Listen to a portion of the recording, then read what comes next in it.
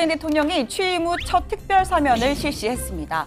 가장 눈에 띄는 건 문 대통령이 대선 후보 시절부터 강조해왔던 뇌물, 알선수재 등 5대 부패 범죄에 대한 배제 원칙이 철저히 반영됐다는 겁니다.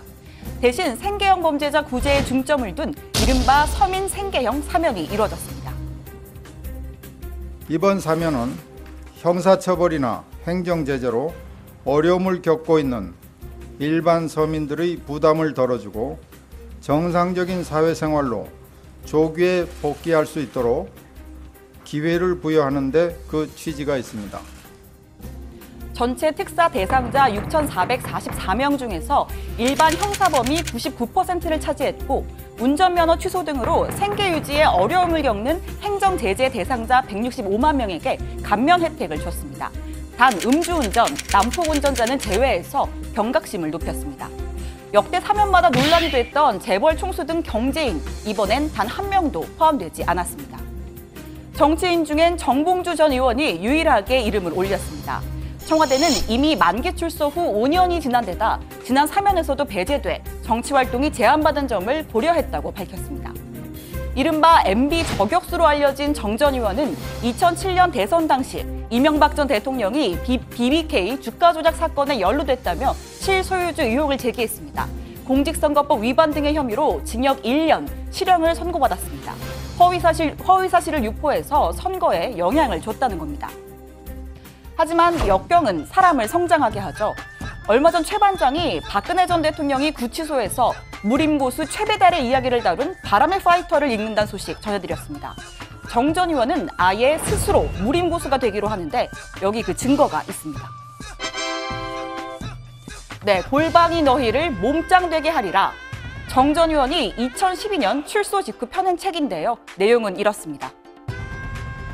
이 책은 정봉주가 감옥에 들어가기 전 3주 동안 전문 트레이너로부터 전수받은 골방 맨손 헬스의 노하우를 담고 있다. 하얀색 바탕에 깨끗한 사진을 펼친 기존 서적과 달리 회색과 검은색 바탕을 기본으로 하여 정봉주가 갇혀 있었던 감옥 독방의 현실감을 극대화했다. 네, 정 전 의원 수감 생활 내내 몸을 단련하면서 칼을 갈았던 것 같습니다. 지금은 다스 학개론 등 여러 방송 활동을 통해서 MB 저격수 역할을 수행해 나가고 있는데요. 반면 이명박 전 대통령은 다스 실소유주 의혹이 계속 커지는 데다 다스 전담 수사팀까지 꾸려져 녹록치 않은 겨울을 보내고 있습니다. 네, 사면 소식이 전해진 후 이 전 대통령 페이스북에 심경글을 올렸습니다. 풍파가 아무리 거세고 높아도 우리는 그것을 헤쳐나가야 한다. 다시 말해 지금 이 전 대통령 마음속에 파도가 치고 있다는 의미겠죠. 이 전 대통령 이야기를 하다 보니 과거 정부 때 사면은 어땠는지가 궁금한데 최 반장을 소환해서 시간여행 한번 떠나보겠습니다. MB 정부 때 사면은 총 7차례였습니다. 취임하던 해에 정몽구, 최태원, 김승현 등 그룹 회장을 광복절 특사로 사면했고 이듬해엔 이건희 전 삼성회장을 원포인트로 특별 사면합니다. 또 임기 말엔 정치적 멘토인 최시중 전 방통위원장, 천신일 세종나무 회장 등을 사면해서 셀프 사면이라는 비판을 받기도 했습니다. 박근혜 대통령은 총 3차례 사면을 단행했습니다. 취임 후 비리 경제인에 대한 사면은 재임 중에 없을 것이라고 했지만 SK 최태원 회장, CJ 이재현 회장을 사면했습니다. 특히 최 회장 사면이 청탁에 의해 이루어진 정황이 뒤늦게 국정농단 사건이 불거지며 드러나기도 했습니다. 문재인 정부의 이번 사면으로 2022년까지던 정봉주 전 의원의 피선거권 제한도 풀렸습니다. 정치권의 반응이 엇갈리는 가운데 야권은 코드 사면이라면서 반발하고 있습니다. 특히 국민의당 안철수 대표의 심기가 불편해 보이는데 안 대표 지역구였던 노원병에 정봉주 출마설이 거론되고 있기 때문입니다. 이번에 사면이 경제인 그리고 정치인들은 배제하는 원칙 하에서 되었다고 그렇게 발표가 됐습니다. 그러면 유일하게 포함된 한 분에 대해서 국민들이 납득할 수 있는 충분한 설명이 필요하겠습니다.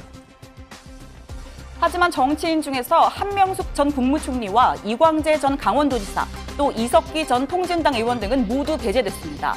때문에 비판 여론은 제한적인 것이란 관측도 나옵니다. 또 공안, 시국 사건과 관련해서 유일하게 용산 참사 주민 25명이 대상에 포함됐습니다.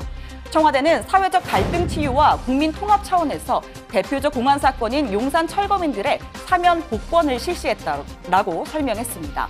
노동계의 요구가 거셌던 한상균 민주노총 위원장, 또 제주 강정마을 주민의 경우 아직 사법 절차가 마무리되지 않은 측면이 있어서 제외됐습니다.